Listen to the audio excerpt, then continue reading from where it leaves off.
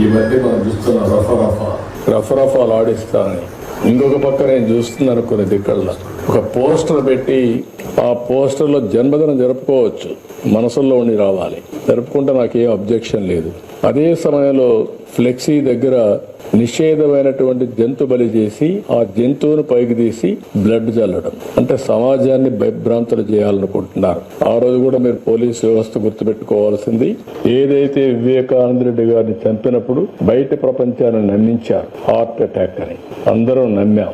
నమ్మితే 2 రోజులకు next evening next morning కి రివర్స్ చేశారు. అంటే ఒక నేరస్తులు నేరాలు చేసి ఆ నేరాలు వేరే వాళ్ళపై నేయడమే కాకుండా ఓసారి దానికి ఎల్బీ కూడా క్రియేట్ చేసుకుంటారు. వీళ్ళు నేరాలు చేస్తారు, అప్పుడు ఎక్కడో ఒక విఐపి దగ్గర ఉంటాడు. అంటే నేరం జరిగినప్పుడు వీటి మీద కేసు పెట్టనీయకుండా చేసే తప్పుడు పనులు ఇవన్నీ. అవన్నీ వాళ్ళు ఎన్ని చేసినా మీరు ఒక్కటే గుర్తుపెట్టుకోవాలి, దొంగతనం చేసేవాడు గాని, నేరాలు చేసేవాడు గాని, ఘోరాలు చేసేవాడు గాని ఎవిడెన్స్ లేకుండా తప్పించుకోలేడు. వాడు మనకంటే ఇంటెలిజెంట్ అయితే వాడు చేసి తప్పించుకుంటాడు. వాడికంటే మనం ఇంటెలిజెంట్ అయితే అక్కడనే పట్టుకొని ఇనిషియల్ స్టేజ్ లోనే అరికట్టే పరిస్థితి వస్తుంది.